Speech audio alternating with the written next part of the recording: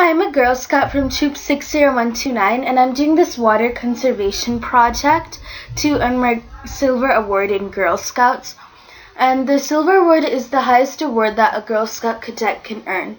I feel that water conservation is a really hot topic going on right now, since many places such as California are experiencing a major drought situation. And I feel that educating kids such as yourselves will really help our current situation to improve. This is the agenda that I will be going over today: water basics, droughts, and water conservation. So this all might be material that you may or may not know, but hopefully by the end of the presentation you'll know it all. This is the first section of my presentation: water basics. So this is a pretty basic thing to talk about water. It's the water cycle, which you probably have heard ever since you were a baby, but still I'll go over it for just a couple minutes. So water basically transpires from the plants, and that condenses or turns into clouds. It leads to precipitation or rain, and then that runs off the surface of the mountain and it accumulates into the water source. Then water evaporates, and basically the cycle just keeps on going. Water is a renewable source, as you can see, due to this water cycle, but it can't be called sustainable technically because of water contamination. So this is the percentages for water around the world. 97.5% of the water on our earth is ocean water, and 2.5% is fresh water. And for fresh water availability, 33% is accessible fresh water, or fresh water that can be accessed easily. And glaciers and permanent snow covers are 67% of freshwater availability. And for accessible fresh water, 69% is polluted water and 31% is usable water. So this is the amount of water that is available around the world. As you can see, North America, which I feel has some of the richest people on earth, has the most available water. And I feel that many rich people in North America are taking advantage of this and are using a lot more water than, well, they really need. Whereas there are lots of poor countries and places such as Africa who are not using as much water. I feel this is definitely a concern, because if we're not able to get enough water at this current age, then what about the future generations that are going to come after us? Right now, us humans are going through an exponential growth. We're growing at large numbers. Right now, our Earth contains 7 billion people. By mid-century, there will be 9 billion people on our Earth. And the concern scientists have right now is how we're going to be able to get enough resources, not just water, but other resources, to sustain such a huge population. And what scientists predict that if we don't start conserving our resources, then very soon we're going to reach carrying capacity. And that is going to be the maximum number of humans that our Earth is going to be able to sustain. And then they feel that we'll go through logistic growth, or our human population is going to stop or grow very slowly.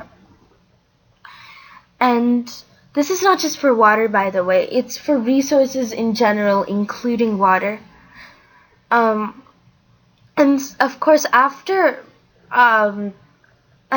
scientists predict that after mid-century, our human population is going to start declining at a very fast rate.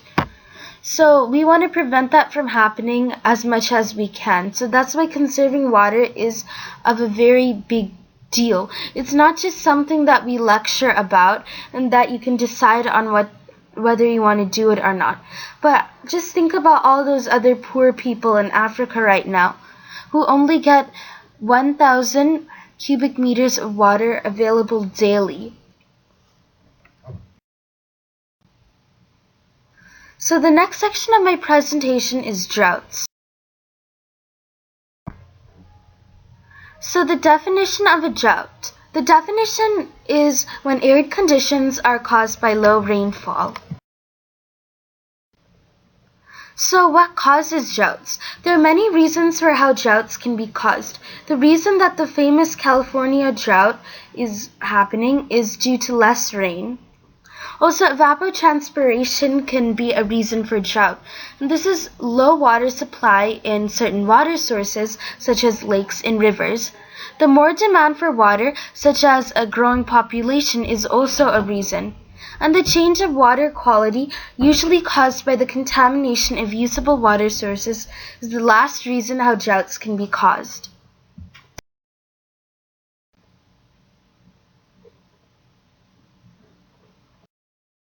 So how long can droughts last? It really depends how long droughts can last. They can last for a long time or a short time.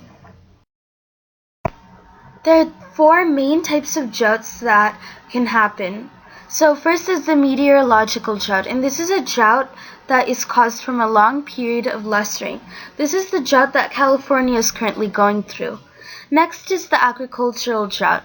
This is a drought that occurs when the water supply is too low to support agriculture.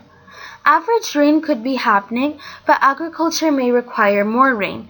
That's why it is being heavily advised at this current stage that people start planting more drought-resistant plants, and these are plants that will require a lesser amount of water.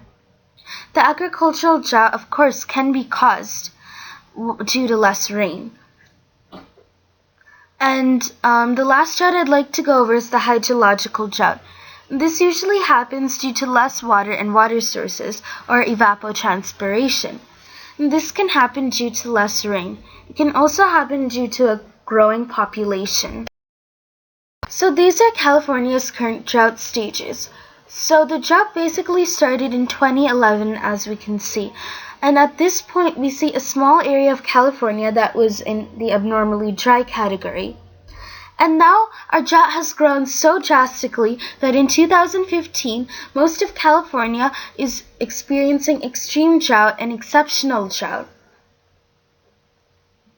What I feel, and this is in my opinion, that if the scientists had warned us about this drought soon, like in 2011, when they had sensed that the drought had actually started, and people had actually started to conserve water, then maybe our situation wouldn't have been so drastic as we see it today. Even in 2014, when they first announced that California was going through a drought, there were still many people taking half an hour to an hour long showers, not even caring about the situation that our state was going through. But ever since they've announced these new water policies, that's when people have actually been starting to care about the situation. Not because people actually want to, but because they want to avoid facing consequences by the government. But I feel that everyone should care about this situation. And this isn't just about California. It's about other countries as well, poor countries that are going through such drastic situations. If we not thinking about ourselves, not being so selfish, think of those places, we should take it as an inspiration to conserve water. So the California drought is not only affecting California, it's affecting America as well, because California makes 50% of our agricultural production. Food prices will soon begin to increase in every state due to our drought.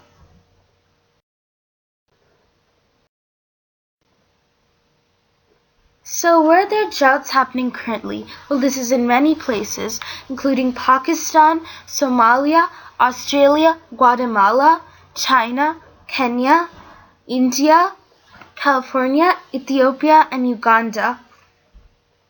And what we can see about many of these places that are facing drought is that these are really poor countries.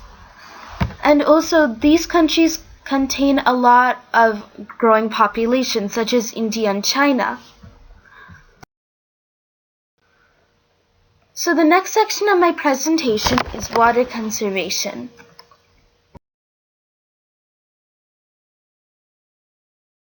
Who can conserve water? Well, anyone can. You just really have to care about the crisis that we're going through.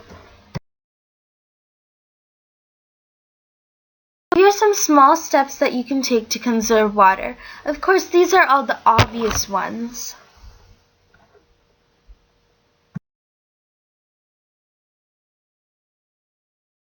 So, are there any other small steps you guys think you can take to conserve water?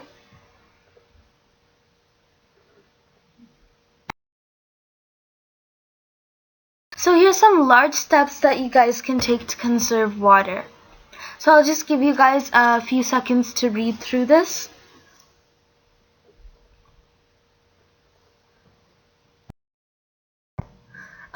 So are there any other large steps you guys think you can take to conserve water? So these were the sources that I used for my presentation. Thank you. Remember, you guys, we all have the power to define how our world is going to end up. Only scientists, experts, there's not one specific group that needs to be considered about this problem, but we all do. Remember all of those poor people. Remember all of our future generations. Go out there and start conserving water.